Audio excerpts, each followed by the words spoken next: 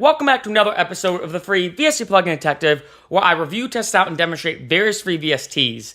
This is a very unique one. This is basically the Awesome Piano, and it's a sampled dissonant piano made by Digital Systemic Emulations. I went back and forth about the rating for this one, but because of how unique it is and how it can embellish on the uniqueness, or I'll say weirdness, which I'll get to, I'm going to give this one a 4.25 out of 5. You can do a lot of unique things with this plugin. Now, first off, I actually have the VSCO2 piano pulled up. And what I'm going to do in the beginning is play this, piano melody that I wrote really quick, just to kind of show you some differences, right? So I'm going to play a normal piano melody on a normal piano. Right? Perfectly normal, nothing weird about it. Now, I'm going to delete this. Now, having the Awesome Piano play it, hear how it sounds now with the Awesome Piano. So it has this very oddly detuned, dissonant sound to it, which is perfect, I think, for any scary song, anything where you want kind of like a horror effect, even maybe some suspense.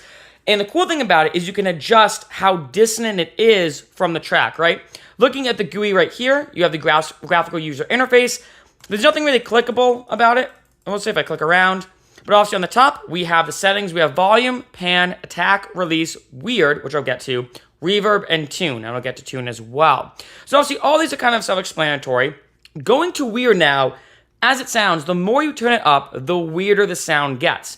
So obviously I'm going to play it normal with 0% weird. And then I'm going to play it again, but with 100% weird. So playing it again. Now, playing it 100% weird, here's how it sounds.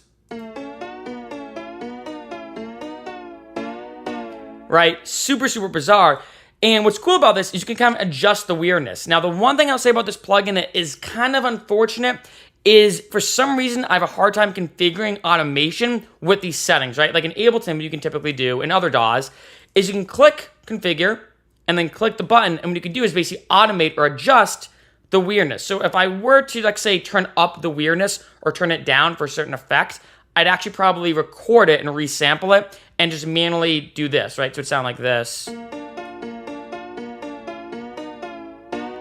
I'd have to do that and just record, me manually automating it. So unfortunately, that is a weird thing that didn't build into the VST. I'm not entirely sure why. And obviously reverb, you can add some reverb to it.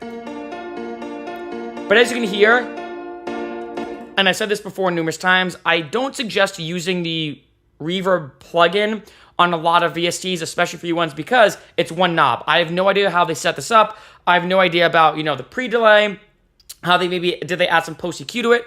It's so tough to say, especially with just one knob. So I highly suggest using your own DAWs or basically another reverb, like the Pro R or something along those lines.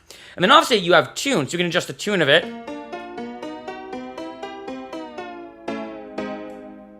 Right?